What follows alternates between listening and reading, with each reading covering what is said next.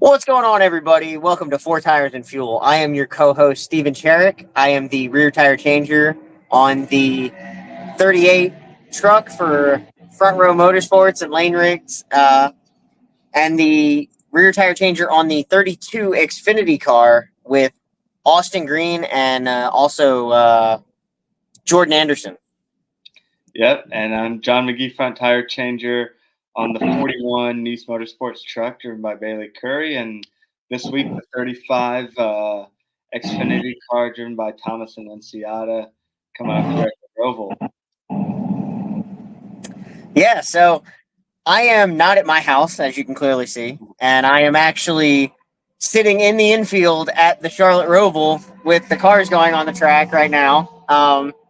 They got some historic race car series going on for practice and qualifying, so that's going to kind of be in the background. I apologize for that, but yeah, let's talk Kansas and Talladega. That's right. This is a racing podcast. That's what. Yeah, exactly. They want to hear intermittent cars doing but yeah, Kansas. Yeah, we didn't do one last week. I apologize for that. That was on me. I was up in Indy Tuesday, Wednesday, and Thursday doing the last rounds of the IMSA Mustang Challenge up there. So it was a busy week. I raced in Kansas Friday and Saturday, and then left to go to Indy Tuesday morning. And was there until Thursday night, and then got back and immediately left. Got back at like 10 or 10:30 Thursday night, and then left at like 6:30 or 7 in the morning to go down to Talladega. So that was quite a trip. But for the rest of the year, we should be good. Doing our once a week thing here. The schedule kind of eases off a little bit. That's necessarily the case, but just in terms of, I feel like towards the end of the season, my workload kind of goes down a little bit. Yeah. But yeah, so Kansas, both me and Steven did the ARCA and truck race for sure. And Steven, did you do the Xfinity race? No, I was just out there for the truck race. Oh, were you? You didn't do ARCA either? No, I did ARCA, but I only did ARCA and truck. I didn't stay over to do the Xfinity race. Gotcha. Yeah. So I was on the cars driven by Isabella Robusto, and she qualified on pole, and I was really excited, super excited to do that. And I was like, man, maybe I'll get an ARCA win. And things just weren't meant to be. Kind of coming off the opening start here, across the start finish line going into turn one. A couple cars passed us, and we were trying to go up the racetrack. We started on the bottom. We were trying to go up the racetrack and fall in line, and I think third place. And I'm not even exactly sure what happened, but one way or another, we ended up in the wall in the middle of turns 1 and 2, and that was our day done, like 15 seconds into the race. It was sad that happened, especially us starting on the pole. That was an awesome achievement, and we definitely deserved more than that, but that's racing, I guess. So that was a short. Unfortunately for you fans, I don't have a lot to report because there was not much to report. And Steven, you did one of the Rev Racing cars, right? Yeah, I was on the 9 Rev Racing car. And basically, they kind of just threw it together and was like, hey, we just want to make it, just make all the laps. And I'm like, okay, cool. So, we qualified like 20th, I think. And, I didn't have a radio, so I really didn't know what was going on. So it was kind of one of those things where, like, we were going to pit at the stage break or at the halfway stage break or whatever you want to call it. And then just put tires on and send them out there for the end. But he ended up hitting the wall like a quarter of the way in, or like 3/4 of the way in to that first run, and we had to pit. And then we lost a couple laps on pit road, changing out the right side tires and everything. And then we pitted the stage brake again, and we put 4 tires on it, and I guess there was some damage to the right side, the right rear specifically, that they wanted me to pull out. And it was like a brace that was there was a brace that holds the fender in place, and it like was kinked in, so it pushed the fender onto the tire. And so they wanted me to pull it out, and I did the best that I could to pull it out and straighten it out or whatever. But it didn't cause any issues, and we didn't have any flat tires after that. So we kind of just finished the race and brought it home. I still think we finished like 18th or 16th or something like that, which was pretty wild for going as many laps down as we did. Yeah, ARCA is. A lot of people hate on the ARCA series. I like it. I think it's a good I think it's a good series for developmental drivers that are going to be at the next level, and then it's like a series in racing in NASCAR where it's like just some guy out of his garage can come and try and race with the big guys and stuff. So there's something I respect about that. But at the same time, like if you can finish like depending on the race, like you can finish like top 15 being like 8 laps down in ARCA sometimes, yeah, it really is just like even if you go like multiple laps down, it's like still try and finish because you can, you'll get a halfway decent finish out. Yeah, it's basically like if you run, as long as you run all the laps, you're gonna finish in a pretty decent spot. Exactly. And and I do like what you said. It's basically like the ARCA series is great for beginner pit crew members, beginner road crew guys, beginner drivers, spotters, crew chiefs. Like it's a great filter series to move your way up the NASCAR rankings. And I wish that they would just put more into it and raise the purse and make it to where it's actually like, something that attracts a lot of people and a big audience, because you can get some really great drivers out of it if you could get more funding into the whole series itself. Yeah, speaking about purses, I want to try and find the purse announcement for the Kansas race. But I want to say third place got $4,000 in purse money, which is crazy. When you think about being based in Charlotte and then driving out to Kansas and back, like let alone that fuel cost is probably a couple $1,000. Like tires are definitely a couple $1,000. Putting the car together, the labor, like even thinking about just the pit crew alone, like you add in all the money that they paid us for the race, all of our travel, all of that, just for the pit crew guys alone, I'm sure it almost got close to what the purse would have been for finishing in fourth place, third place. But so, it's really, really tough to make it. That's why, a lot of people are like, oh, well, this guy's like 4 seconds off the pace. Well, it's like, yeah, the purse to finish 15th is $1,200, like you're running the same stuff for those lower guys that you've ran all year. You're running on the stuff. Or on the complete opposite end, there's about 8 cars like Venturini, Rev, Joe Gibbs, and Premium, I believe the team that Zilich and Mozak are on.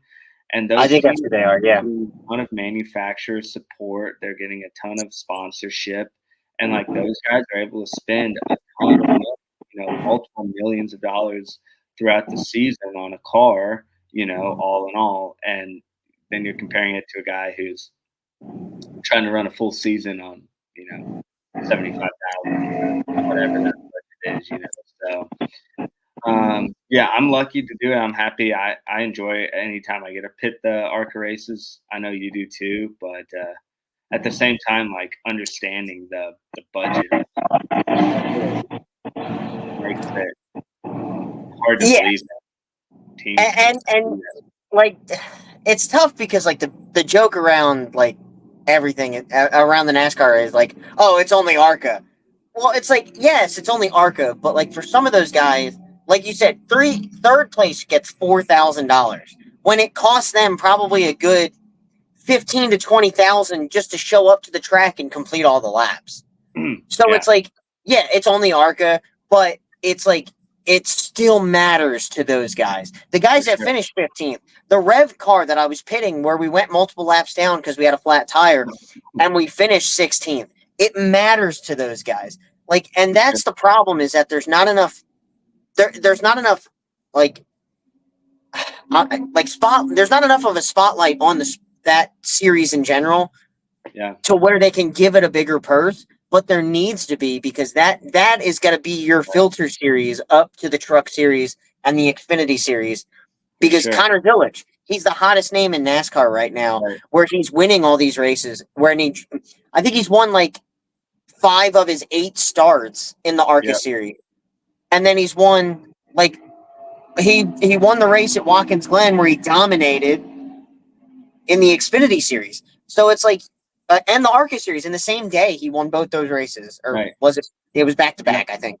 Yeah, but it's guys like that are putting their name out there and spending all that money in the ARCA Series, so that way they can learn and develop and get better. So that way, when they go to the Xfinity Series and the Truck Series, they're ready for whatever comes to them. Yeah, I mean, just think about all the big names that have ran ARCA, like Ty Gibbs, Connor Zilic, Chris Buescher, Kyle Larson, Daniel Suarez, Bubba Wallace. I'm just naming Raja Cruz. I'm just naming like a few in the last, decade, and I'm sure I could name a lot more. So, I mean, it definitely is an important series and has a lot of advantages. But for sure, I always really like it because we've talked about it on the show before with Kale and with Adam before. But a lot of times, right, like you're flying into these races, you're getting off the plane, you're setting up your pit box, you're getting ready for the race, but like there's no real like practice or warm up that you can do, like you can, a lot of things they'll have a practice hub, and yeah, that's like hitting off the tee in baseball, but there's nothing to replicate, pitting your actual car or pitting a car on the track. But ARCA races for me, get warmed up and to get the rhythm of doing the pit stop before the truck or Xfinity race, whatever it is. So I like doing those races the day of truck or Xfinity race. Yeah, no, I definitely agree with that. So yeah, so then moving on to the truck race in Kansas. Steven, you want to go first on how your night went? Yeah, it was pretty good. He qualified 13th, and it seems like the way that everything was going was, well, we got to qualify somewhere in the mid-teens, and we're going to get a really good finish out of it, because that's the way it went the last 2 races. Yeah. So everybody kind of was like putting the spotlight on us about like, oh, you guys are going to get the triple, you're going to do it, you're going to be the ones. Because I don't know that I heard somebody say that there's never been a back-to-back-to-back winner in the Truck Series. Oh, wow. I don't know if that's true or not. I feel like Kyle Busch has done it like time after time, but I don't know. So everybody thought we were going to do it. And so I was like, all right, we're just going to go out there and do our thing. And the truck was really good. He would get tight on the long run, so we kind of helped that. And, qualified 15th or 13th, moved up to, I think, where did we move up to? We moved up to 5th at the end of stage 1. And we came down 5th, put 4 tires on it, did a little bit of a wedge adjustment to get the tightness out of the truck. And we came in 5th, left 5th. So, net gain is 0, but, we maintained. And then he went from 5th and drove up to 2nd in stage 2. And I think he was still kind of fighting the same problem of it being a little tight on the long run. So we came down 2nd, put 4 tires on it, did a little bit more of a wedge adjustment to try and help that, and came in 2nd, left 2nd. So still a net gain of 0. We didn't gain any spots on pit road, but we didn't lose any spots on pit road. So we're, that's good. And he was battling with Corey Heim for the lead there in stage 3. And the spotter, he told him, he said, look, if he puts his hand out the window to pit, you pit. If not, we're pitting on our lap. And so we ended up running to our lap, and we came down pit road, and we had a fantastic right side. And then we went around to the left side, and the jack did not work, and it did not get the truck up. And I think our jackman, Paul Steele, had to jack it probably a good 8 or 9 times to get the truck off the ground. And I think it cost us a good 3 or 4 seconds on pit road. And so we, got the tires tight, sent him back out there, and I think we ended up finishing the race like 8 or 9 seconds behind Corey Heim. But basically, after we had that issue on pit road, they basically told him, they were like, "Hey, just save your stuff. We'll hope for a late race caution, and hopefully we'll have saved more than he saved, and we'll have something for him at the end of the race." And we just never got that caution. But it just, it sucks to be that close, and that's kind of what we said in after the race. We were like, after finishing first for basically the last month in the truck series, second sucks. But it's still second, and it's still, you can still build on that. Earlier this year when we ran at Kansas, I think we finished like 20th or 22nd. So huge improvement there.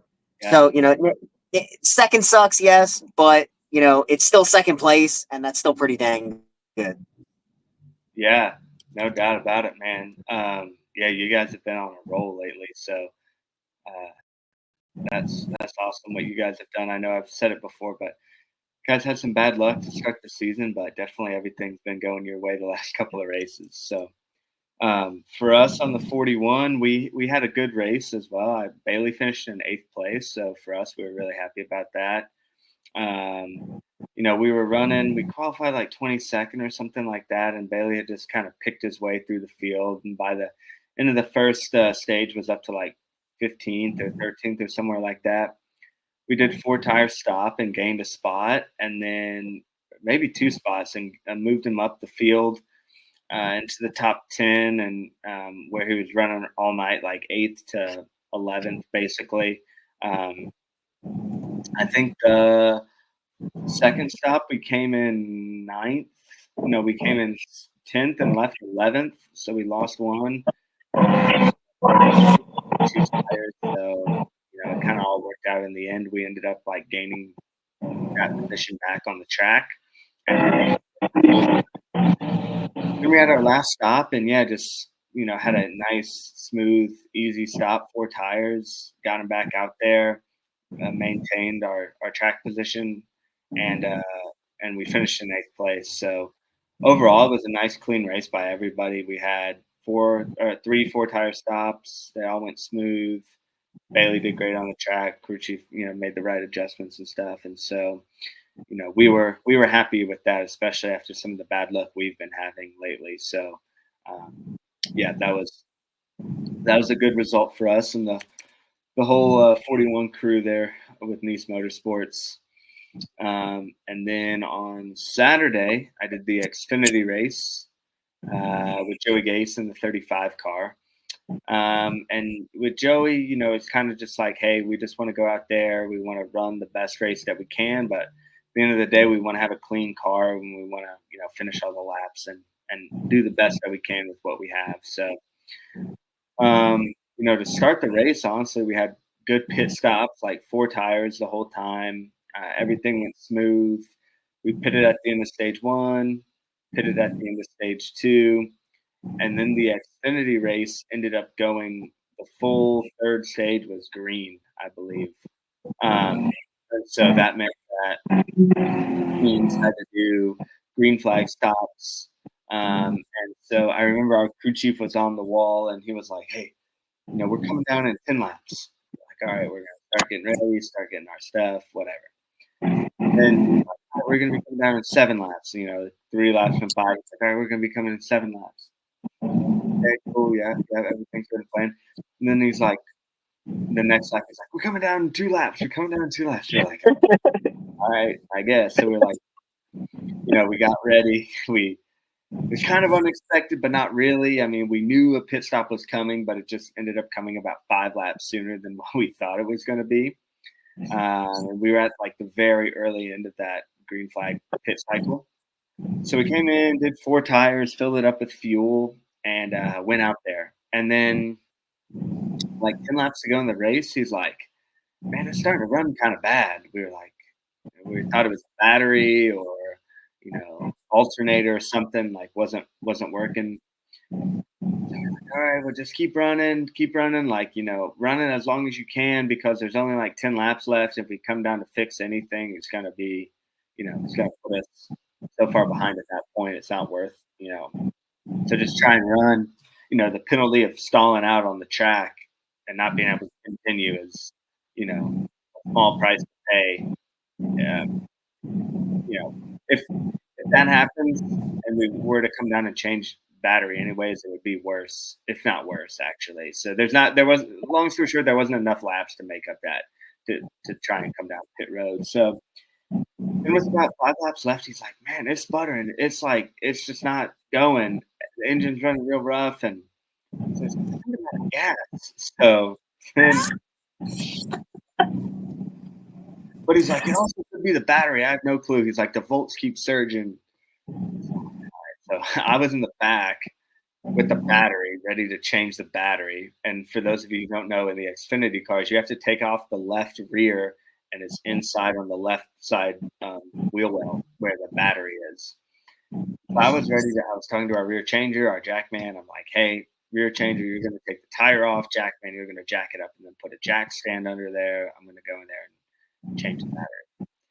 And he's like, look at it, and he's like, nah, we're definitely, as soon as he pulled the bike, he's like, no, we're definitely out. So they're like, fill it up. So we filled it up, and I guess we didn't have the best communication on pit road because I was getting the battery, whatever, but the Xfinity cars are carbureted, and so if you completely run out of gas, you have a squirt bottle that you fill up with gas, and you have to squirt inside of the carburetor to get fuel going into the engine because it's pump actuated, mechanic actuated.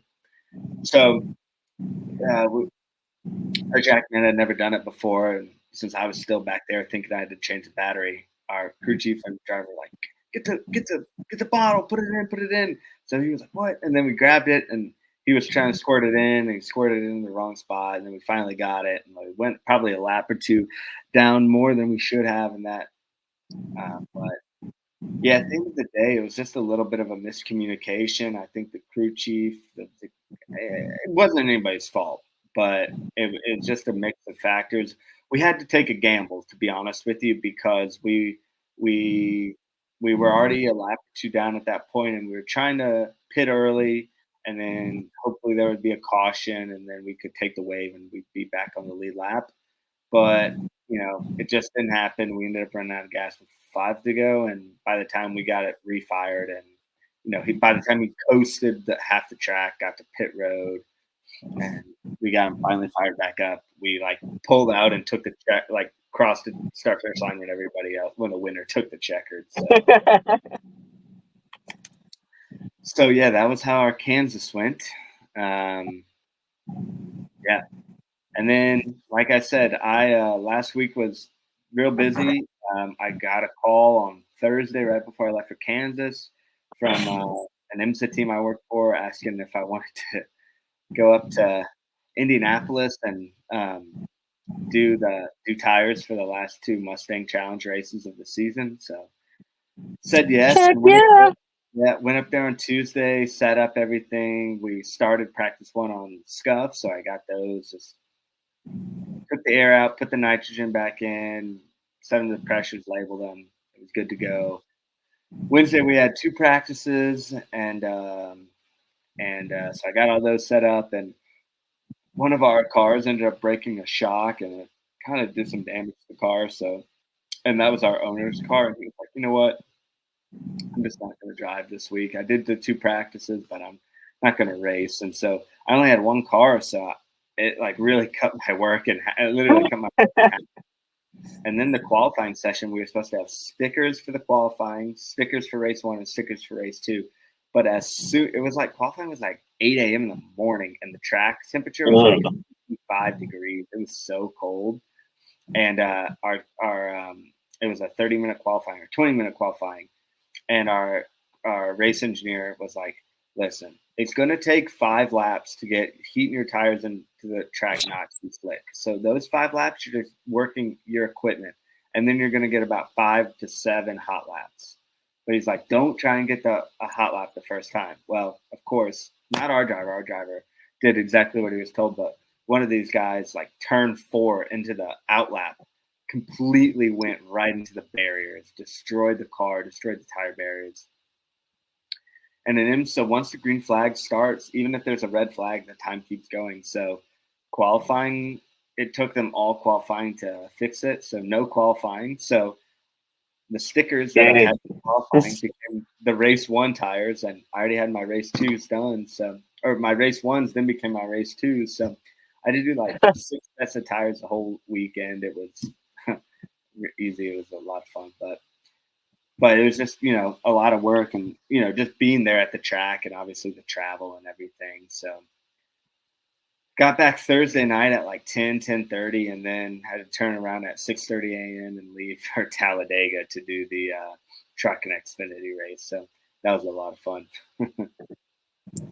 Yeah, I can only imagine. I mean, like, to go from Kansas back to Charlotte and then immediately turn around and go out to Indianapolis and be out there for a few days, and then turn back around, come back to Charlotte, and then go straight to Talladega, Alabama is like, oh my God.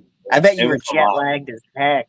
I know, it was a lot. It was definitely a lot, but I'm happy I did it. I like those guys on the IMSA team, and it was a good opportunity. I'm happy I did it. So, and then so we got to Talladega, and Talladega is one of my favorite tracks, that in Bristol, and so I was super excited. I love the plate racing, especially in the trucks and the Xfinity cars, and so Steven, how talk us through a little bit about your kind of race strategy at Talladega. I know we talked a little bit about race strategy at super speedway tracks like Atlanta and Daytona, but just kind of talk about that pit strategy or what you guys did on pit road for Layne at Talladega and how your race went. Basically, they wanted to make sure that since we're not in the playoffs, like, we don't care about the stage points. So we basically were like, okay, we're gonna run where we run in stage 1, because Layne, to this account, Layne's done 6 laps on super speedway races. Mm-hmm. So he ran 6 laps at Daytona. We got wrecked, and that was it. Yeah. So we ran Talladega, or I'm sorry, Atlanta.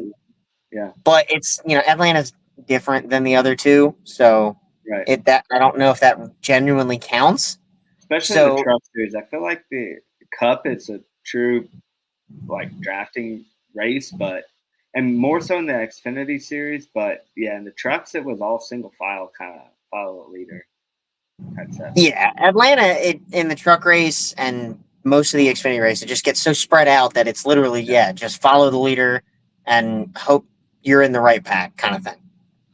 So he's only had 6 laps, so he had to learn a lot. And he went out there and kind of was just figuring it out. He qualified. We didn't get to qualify because we failed tech a couple times. So, we didn't get to qualify. We lost pit stall selection. Everybody knows the spiel. So he started from the back, and they kind of told him, like, just ease into it, figure it out, and we're just taking information for the end of the race. So I think he worked up to like top 15 by the end of stage 1, and our plan was to take left side tires at the end of stage 1, right side tires at the end of stage 2, and then fuel only in the third stage. And so we finished 15th or in the top 15 in stage one. So we came down and we was like, okay, we're going to take left side tires, but wait on fuel. So we were like, okay, left side tires, go on, no issues. Dan, G-Man gets the car plugged in, takes a second can, and Layne's sitting there and he's like, what is taking so long? And they're like, wait. Dan gets it packed full of fuel. We send him out. We lose probably like 8 or 9 spots on pit road. But Layne was like, why? What happened? Why did it take so long? And he's like, I feel like we lost spots. And we're like, easy. We lost a couple spots on pit road, but we have more fuel than everybody else. He's like, okay, so everybody else only took like 1 can. They're like, yes, everybody else only took 1 can, enough to make it to the end of the stage. He's like, we have more. So, they go back green. Layne just does what he does, learns a lot, stays in the draft. He's on the top lane, he's on the bottom, he's, finding where the truck is most comfortable. And he finished 10th or 9th in stage 2. And then we come down, take right sides, and we don't have to take as much fuel as everybody else. So we take right sides. And as soon as we're done with the right sides, Dan's got the car full of fuel. So we drop it and he goes. And we gain like 7 spots on pit road. Nice. So now we're sitting inside the top 5. And so now they're just basically like, hey, just kind of, work the lines, learn what you can, see who you work well with, and we're going to pit when all the other Fords pit. So we go out there, we run I think it was like 15 or 20 laps, and maybe not even that. Yeah. And then they're like, all right, we're pitting, fuel only. So we pit, fuel only, go back out, and Layne becomes the leader of the line. Uh-huh. And we're like, perfect. And he is hauling down and just, weaving through all the trucks he needs to weave around to stay up to speed.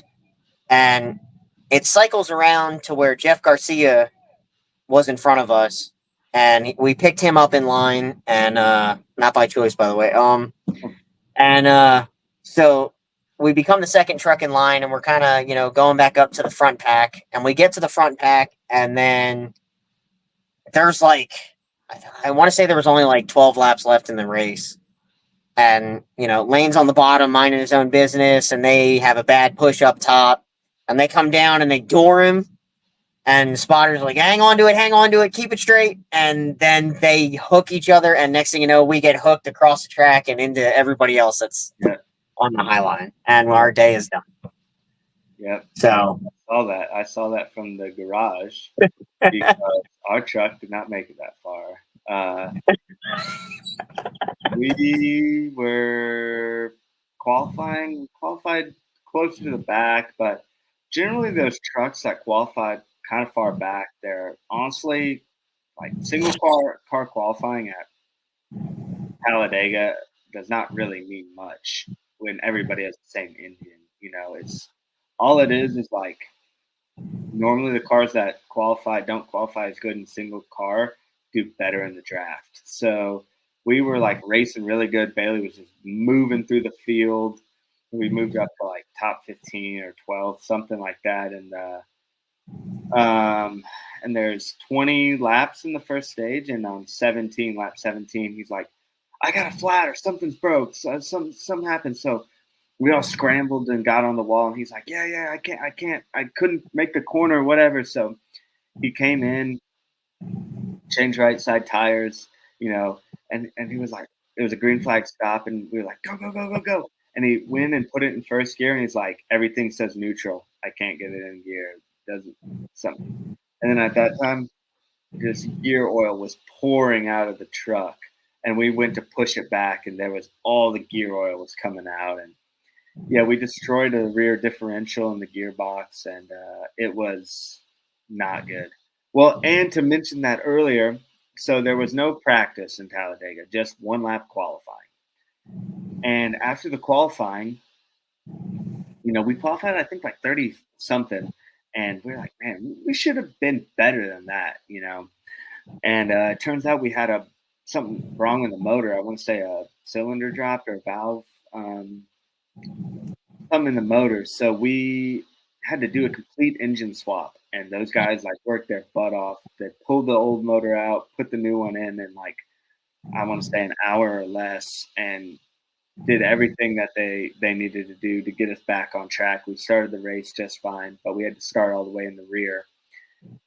And yeah, it was just unfortunate after all that hard work those guys did to get that motor back in, a new motor in, and ready for us to race, and Bailey to move through the field like he did. Like, it was just terrible luck for us to have that. So our day was done after lap 17. We tried to fix it, but it just didn't work. So yeah, so that was our truck race. I did one right side tire stop, and the truck didn't get out of the box. So yeah, you guys were only like 2 or 3 stalls away from us, and like I saw you guys come down, and I was like, oh, they're pitting a little early.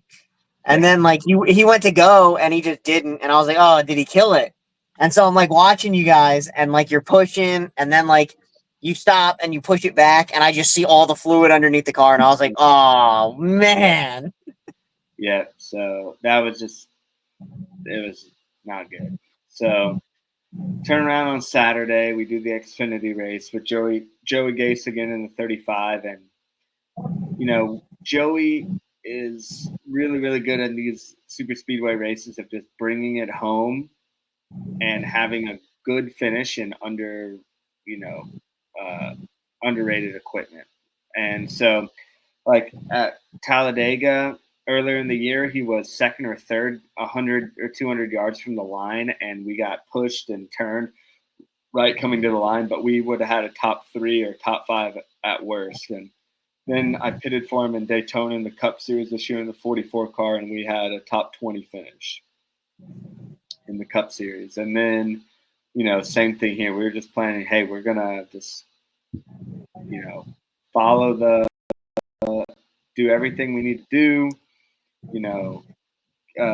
stay in the back, the first stage, the second stage, and then work our way up after they start wrecking in the third stage. And that was really what we did. We were hanging around in the back. We did some adjustments. We did 4 tires, and then we lowered the car to get some more speed in the rear, lower the spoiler a little bit, and then we did, 2 4-tire stops, one at the end of stage 1, one at the end of stage 2, and then we did a third 4-tire stop halfway through the third stage after caution.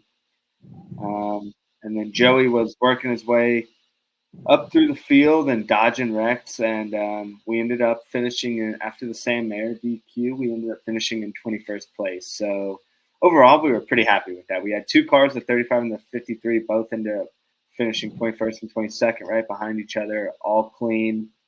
So we were all really happy about that.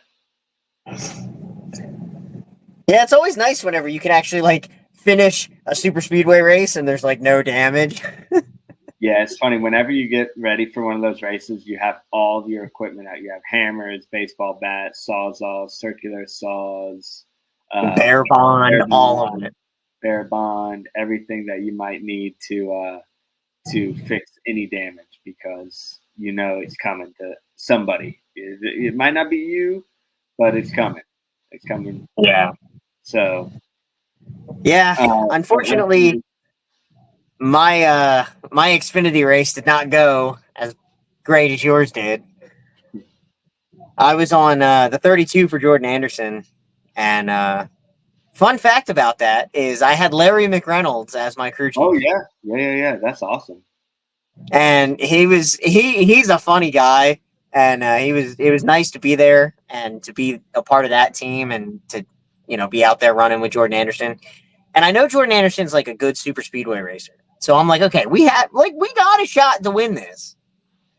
And Jeff Burton won, for Jordan Anderson last year, right? So I mean, it was either last year or the year before, but yes, yeah, like they can win. Yeah. So we qualified I want to say it was like 20. No, I think it was like 16th. And so we went, and stage 1, he's like, I can't suck up to these guys. Like the car is just, it's all over the racetrack. I'm having to fight it every step of the way to do anything. So, they're kind of telling him, they're like, yo, just hang back off the lead pack and, just take care of it and we'll fix you up in the end of the stage. So we come down and we take, at the end of the stage, we pit and we take 4 tires and we pull a packer in the right front. We pull a packer in the left front. We take rounds. We go down rounds in the rear on both sides. And it was terrible. So like Larry Mack was basically like, just take your time, make sure all the adjustments are good, make sure all the lug nuts are tight, and we'll go back out. And we're like, okay. So we get it all done. He goes back out and he's like, this truck is night and day different, or this car is night and day difference, but it's still a little all over the place.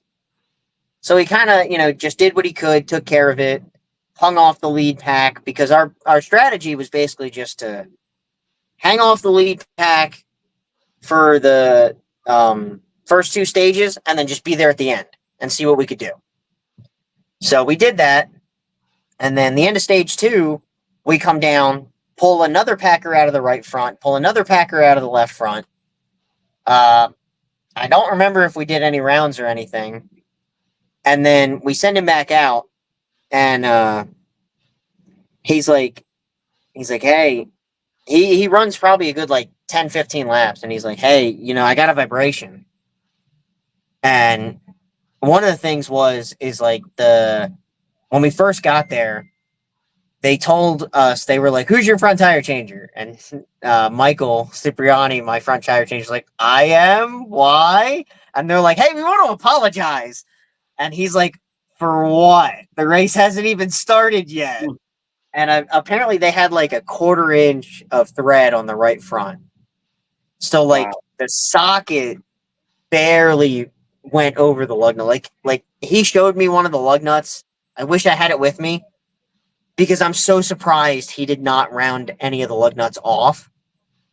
But he basically had to ride every lug nut on and ride every lug nut off. And he didn't get the wheel tight on the second pit stop because he couldn't get the socket to engage far enough.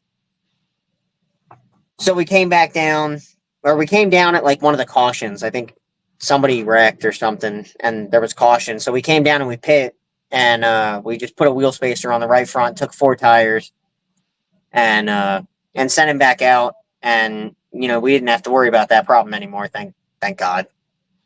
And so went back out, and I think with 18 laps to go, he was pushing the 26, who was pushing the 97, and the 26 hit the 97 in the tri-oval and got him out of line. And then the 26 checked up for the 97 to come back, and when he did, the 26, when he checked up, the car popped out of gear. So it instantly started going slower than everybody else. And Jordan Anderson runs into the back of him, and then they all wash up the racetrack and just completely destroy all the cars. And we were done for the day. Yeah. So that's super speedway racing, unfortunately.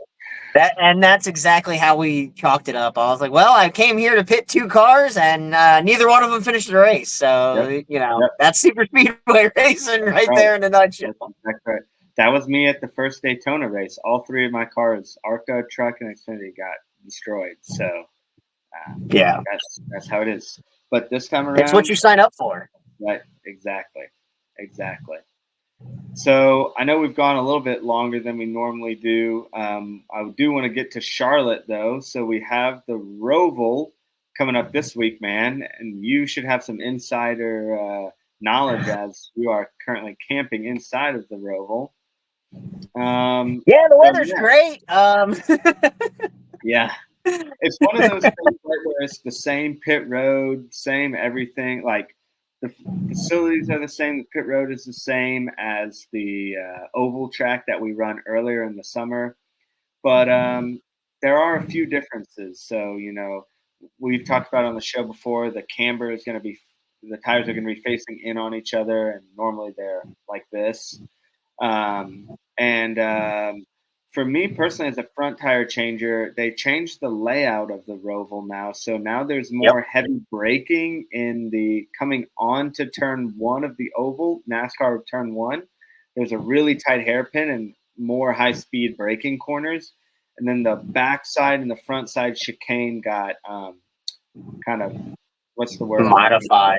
Modified. So you do have to, normally they were brake a little bit and then just go right on through. But now I think you're going to have to brake a lot more and get around them. So I'm expecting more brake dust, more heat in the tire and the rims, that kind of stuff than previously in the Roval.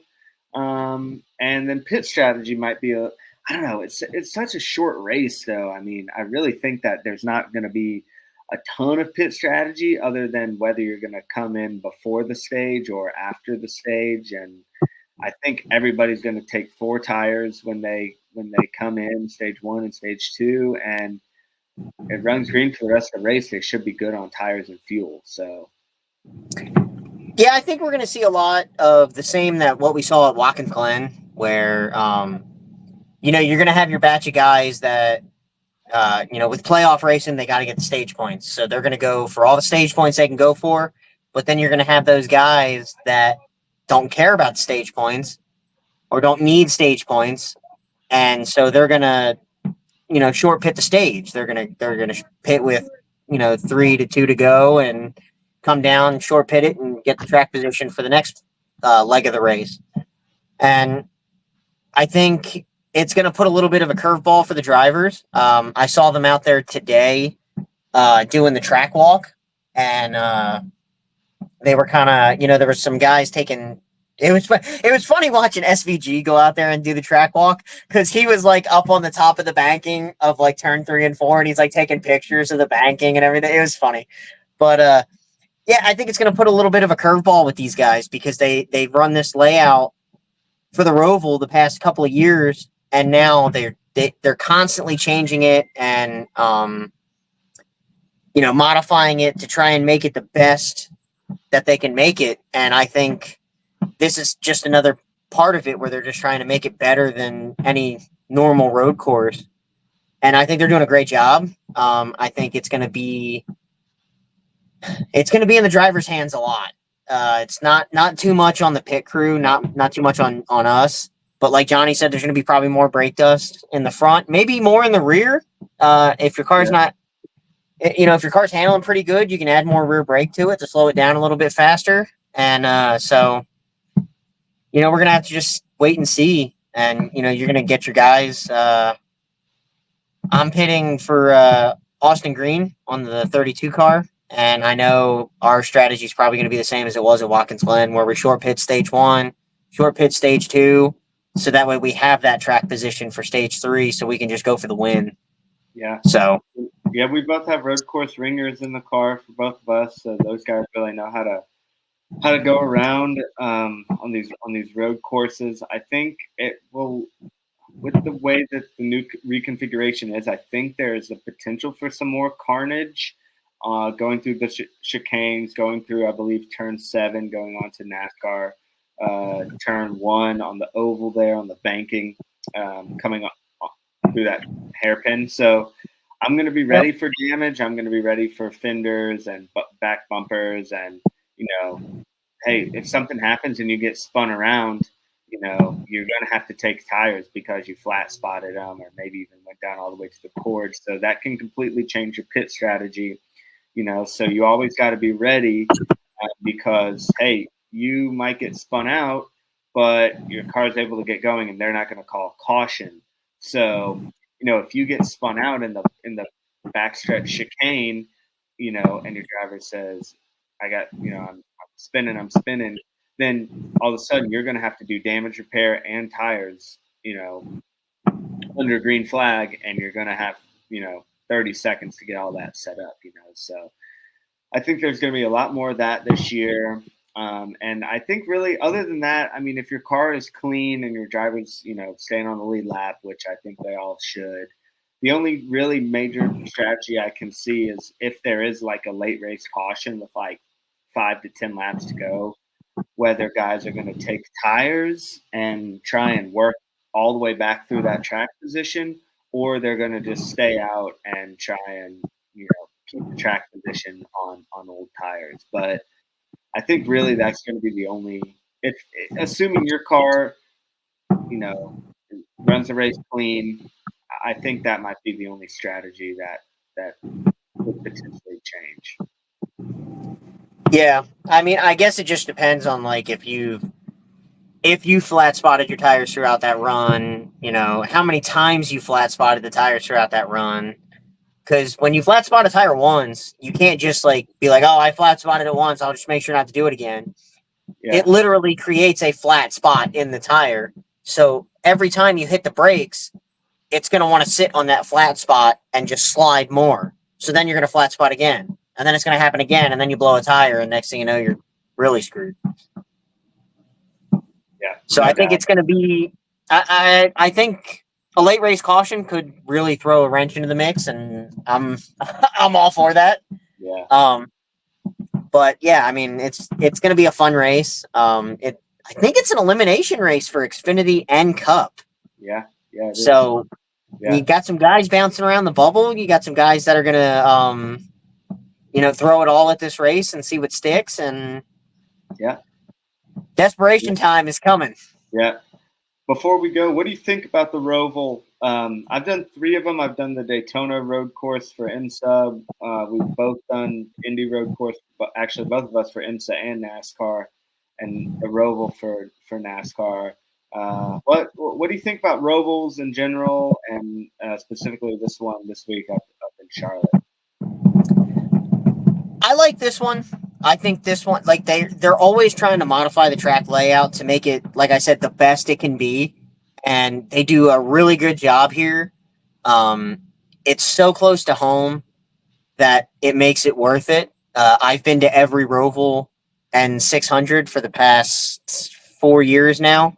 I don't think I've missed a single one, whether I'm pitting it, whether I'm at sitting in the grandstands, and now this year I'm camping in the infield. Um, I love going to it. They put on a great show. Um, it's always up in the air on who can actually win this thing.